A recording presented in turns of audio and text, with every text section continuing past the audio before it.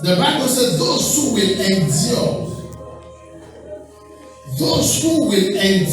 to the end shall be saved.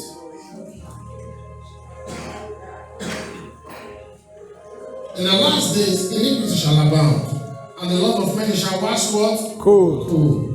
But those who will endure.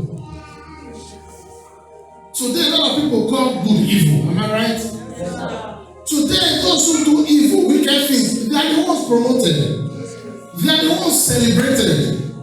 You that is doing good, they call you an old school. They call you an outdated. You dress like a normal human being, they say you are outdated. And somebody dresses like a man, woman, a madman, they say this is the real one. Iniquity shall abound. You know what it means to abound? It will come and stay. Come and take root. Come and become the norm. It will become, this is how it's supposed to be.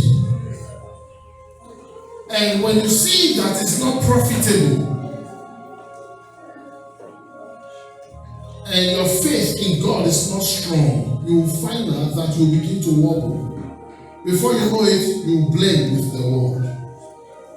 Remember, Demas started well with Apostle Paul. By the time he came, Apostle Paul said, Demas has forsaken me, having loved this present world.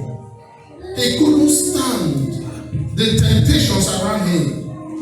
He started well, but he diverted on the way. He went after the things of the world. One thing that stands out to me in Apostle Paul's words to Brother Timothy was endurance. All the things I suffered, he said, I endured.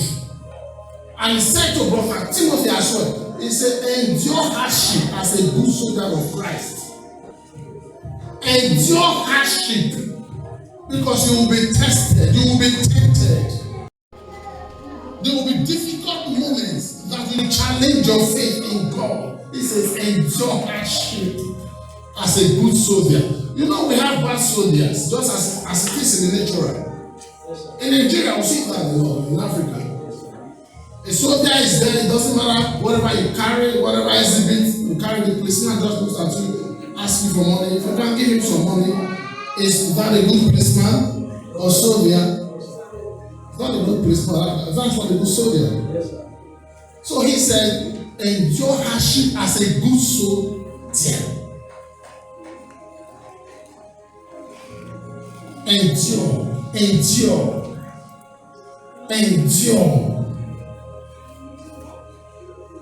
I said to him that if a man strives for masteries, yet is he not crowned, except he strives lawfully. To strive is one thing, but to strive to become it lawfully, that's when you have the crown. If you strive unlawfully, you might never get the crown.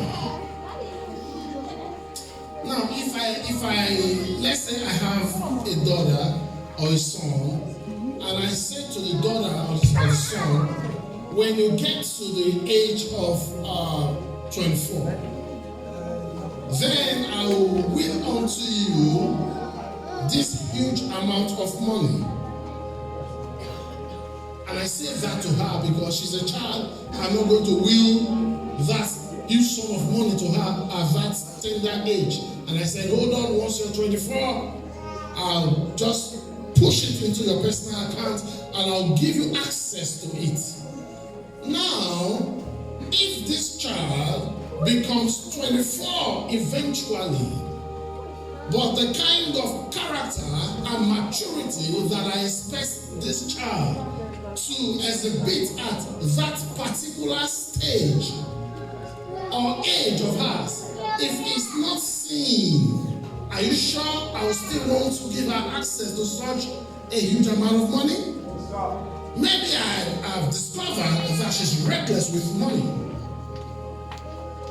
The major reason why I said when she gets to 24 was because I wanted her to be mature and grow to a place where she will know how to manage phones. And now she has not learned that. And she's 24. Do you really think as a good father I will expose her to such a huge sum of money that I know might eventually destroy her because of mismanagement? No!